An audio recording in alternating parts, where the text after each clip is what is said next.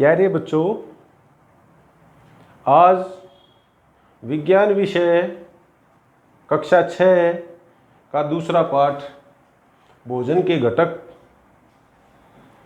पढ़ रहे हैं।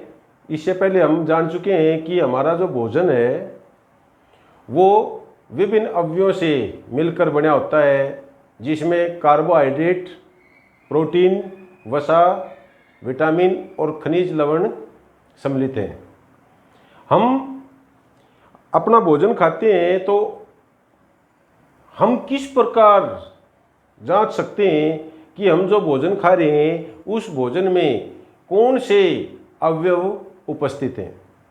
इसके लिए सबसे पहले हम बात करेंगे कार्बोहाइड्रेट के परीक्षण के बारे में। कार्बोहाइड्रेट का परीक्षण करने के लिए हम जो भी कच्ची सामग्री ले लें, हम जो खाने के लिए हमने प्रयोग करनी है या जो हम भोजन खा रहे हैं उसको हमने क्या करना है, हमने कच्ची सामग्री ली और उसको बिल्कुल बारीक पीस लिया, मलहम की तरह बना लेंगे और उसमें तनु आयोडीन विलयन की 2-3 बूंदें डालेंगे और अच्छी प्रकार से उसको हिलाएंगे और देखेंगे क्या जो हमारी सामग्री थी, जो भोजन था, वो नीला या काला हो गया है। नीला और काला होना हमारे भोजन में कार्बोहाइड्रेट की उपस्थिति को दर्शाता है। तो इस प्रकार हम कोई भी खाद्य पदार्थ है उसको तनु आयोडीन विलयन की सहायता से जांच सकते हैं कि हमारे भोजन में कार्बोहाइड्रेट है या नहीं है। उसका काला नीला होना यह दर्शाता है कि भोजन में कार्बोहाइड्रेट उपस्थित है।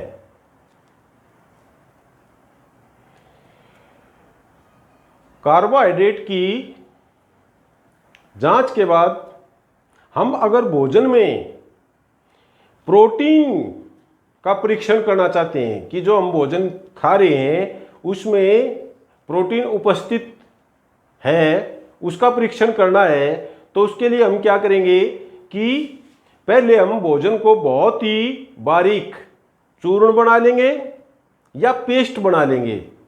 अच्छी प्रकार से उसको पीस कर उसको चूर्ण या पेस्ट में परिवर्तित करने के बाद 10 बूंदें उसमें जल की डालेंगे और अच्छी प्रकार से हिलाकर परख नली में भोजन और पानी को मिलाने के पश्चात हम 2 बूंद कॉपर सल्फेट की डालेंगे। कॉपर सल्फेट डालने के बाद परख नली को अच्छी प्रकार से हिलाएंगे।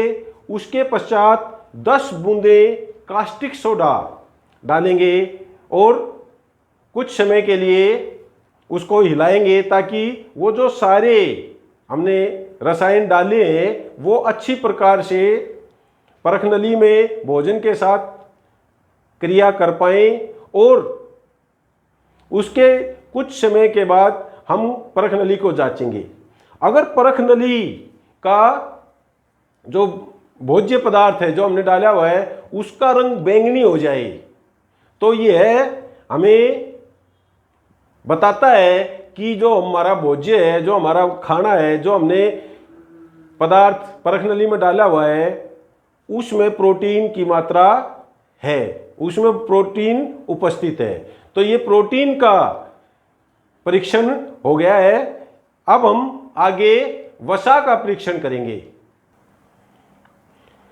वसा की उपस्थिति हमने अगर जांचनी है भोजन में तो भोजन का कुछ भाग हम लेंगे और टिश्यू पेपर में या जो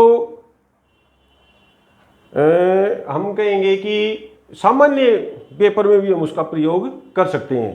सामान्य पेपर ले लो, कागज ले लो या टिश्यू पेपर ले लो। आप उसमें भोजन को रखिए और उस पर थोड़ी सी उस पर दबाव डालिए। भोजन को हम रगड़ेंगे, मसलेंगे, लेकिन इस क्रिया के दौरान हमने ध्यान रखना है कि कहीं हमारा कागज फट ना जाए। और कुछ देर रगड़ने मसलने के बाद हम उस भोज्य पदार्थ को कूट भी सकते हैं। वैसे कूट भी लेंगे तो जो खाद्य पदार्थ में नमी या जो द्रव या तरल इससे उसके भाग हैं वो कागज के संपर्क में आएंगे और फिर हमने वो कागज से भोजन हटा देना है। और फिर लाइट के सामने, रोशनी के सामने हम कागज में देखेंगे। उसके लिए हम अगर थोड़ी देर उसको सुखा लें तो और भी अच्छा हो जाएगा, कहीं वो गीला हो गया हो तो वो सूख जाएगा। और फिर हम रोशनी के सामने उसको ले जाकर जांचेंगे। अगर कागज में धब्बे पड़ गए हैं तो वो इस चीज का सीधा सा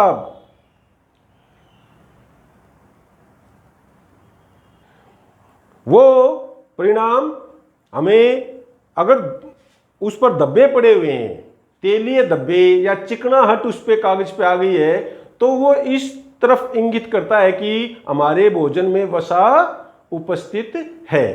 तो इस वीडियो में हमने क्या क्या जांचा, क्या क्या हमने सीखा कि भाई पहला कार्बोहाइड्रेट का टेस्ट, दूसरा प्रोटीन का टेस्ट और तीसरा वसा का टेस्ट। इन तीनों टेस्टों की सहायता से हम बता सकते हैं कि जो हम भोजन खा रहे हैं उसमें कार्बोहाइड्रेट, प्रोटीन और वसा उपस्थित है या नहीं। अगले वीडियो में हम बात करेंगे कि जो कार्बोहाइड्रेट है, वसा है, प्रोटीन है, वो क्या कार्य करते हैं, हमारा शरीर उनसे क्या प्राप्त करता है और क्या कार्य वो हमारे शरीर में करते हैं। Thank you.